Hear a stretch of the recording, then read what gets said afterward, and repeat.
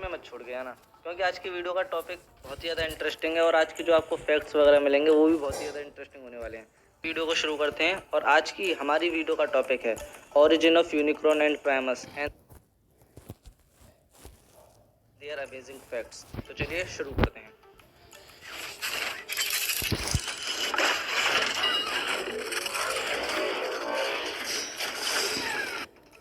दोस्तों सबसे पहले हम बात करेंगे प्राइमस की। प्राइमस ट्रांसफॉर्मर्स के क्रिएटर गॉड हैं। बोले तो एक तरीके से ट्रांसफॉर्मर्स के भगवान है यार, समझ रहे हो। वो हर रियलिटी में ऑल टाइम एग्जिस्ट करते हैं। वो हर रियलिटी में अपने भाई यूनिक्रॉन के जानी दुश्मन हैं। बोले तो दोनों के पास एक दूसरे को मारने के अलावा और कोई काम है ही नहीं। प्राइमस ने यूनिक्रॉन को एस्ट्रल प्लेन में हराते समय खुद को सेक्रीफाइस कर दिया था और उन्होंने अपनी फॉर्म चेंज कर ली थी साइबरट्रॉन प्लेनेट में। समझ रहे हो, भाई का सेक्रीफाइस लेवल भी 1000 टाइम्स है। उसके बाद उन्होंने साइबरट्रॉन पे न्यू क्रिएशंस बनाई, जिसमें सबसे पहले बने थे 13 प्राइम्स। ये मैं पहले भी आपको पहली वाली वीडियो में बता चुका हूँ। और इनकी जो सबसे अच्छी बात है साइबरट्रॉन प्लेनेट पर वो यह थी कि मेगा कंप्यूटर उनका जो कि वेक्टर सिग्मा था वो साइबरट्रॉन की डेप्थ्स में लगा हुआ था, जो कि एक इंटरनल मेन फ्रेम के तौर पे काम करता था। और वह अपने ऑटोबॉट्स के नए लीडर को चुनता था मैट्रिक्स ऑफ लीडरशिप देकर। और मैं आपको एक और बात बता दूं कि ट्रांसफॉर्मर्स, हर एक ट्रांसफॉर्मर्स का जो स्पार्क है वो प्राइमस के एसेंस से बना हुआ है, यानी कि प्राइमस के जो स्पार्क है उसके एक छोटे से टुकड़े से बना हुआ है। अगर हम उसके स्पार्क मतलब कि हर एक ट्रांसफॉर्मर्स के स्पार्क को मिलाएं वापस, तो वह एक ऑल स्पार्क बना सकता है पूरा। दोस्तों वीडियो को बिल्कुल भी छोड़कर ना जाएं, क्योंकि आपको आगे मिलने वाले हैं यूनिक्रॉन के अमेजिंग फैक्ट्स। तो आपको उसके फैक्ट्स जान के भी बहुत ही ज़्यादा हैरानी होगी, तो वीडियो को देखते रहें। दोस्तों अब हम बात करेंगे D1 की पहली बड़ी बिगड़ैल औलाद की, जिसका नाम है यूनिक्रॉन। और इन साहबजादे के तो भाई तीन तीन नाम हैं। सबसे पहला नाम तो यही है लॉर्ड ऑफ चाओस, दूसरा नाम है द चाओस ब्रिंगर और तीसरा नाम है प्लेनेट ईटर।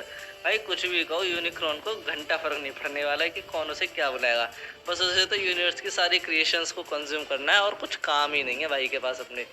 यूनिक्रॉन का जो फाइनल मोटो है ना, वो है कि वो अपनी सराउंडिंग्स की सारी क्रिएशंस को ख़त्म कर देना चाहता है और खुद एक लिविंग सेंटर बनना चाहता है इन सारी चीज़ों का। और इन भाई के शौक तो कुछ भी बोलो, दवाओं से भी ऊपर हैं। लेकिन भाई को अपने भाई प्राइमस की एसेंस से इतना डर लगता है ना कि मतलब कि यूनिक्रॉन के लिए प्राइमस की एसेंस एक जहर की तरह काम करती है, नागिन के जहर की तरह। दोस्तों अब हम बात करेंगे यूनिक्रॉन और प्राइमस के ओरिजिन के बारे में। सदियों पहले प्राइमस और यूनिक्रॉन एक एक्स्ट्रा डायमेंशनल एंटिटी के रूप में एग्जिस्ट करते थे, जिसका नाम था D1। D1 ने यूनिवर्स एक्सप्लोर करने के लिए यूनिक्रॉन को बनाया और उसके बाद उसका छोटा सा प्यारा जुड़वा भाई प्राइमस बनाया। दोनों में एक बहुत ही बड़ा अंतर था। प्राइमस एक ही वक्त में अलग अलग डायमेंशन में एग्जिस्ट करता था और यूनिक्रॉन सिर्फ एक ही डायमेंशन में एग्जिस्ट करता था। D1 ने दोनों को शुरुआत से ही सोचकर बनाया था ताकि यूनिवर्स की स्टेबिलिटी बनी रहे।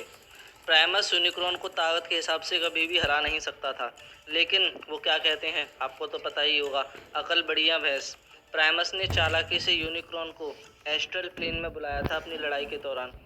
उन दोनों के एसेंस मेटेलिक प्लैनेटॉइड्स के बीच में फंस गए।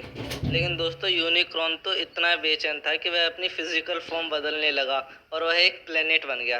प्राइमस ने भी उसी प्रोसेस को कॉपी करना शुरू किया और आपको तो पता ही है प्राइमस यूनिक्रॉन से कम तो था नहीं, तो इसलिए उसने भी अपनी फॉर्म बदलना शुरू करा और वह साइबरट्रॉन प्लैनेट में बदल गया। यूनिक्रॉन तो लेकिन अलग ही लेवल पर ट्रांसफॉर्मेशन कर रहा था। वह अपना ट्रांसफॉर्मेशन करते करते एक रोबोटिक फॉर्म में पहुंच गया।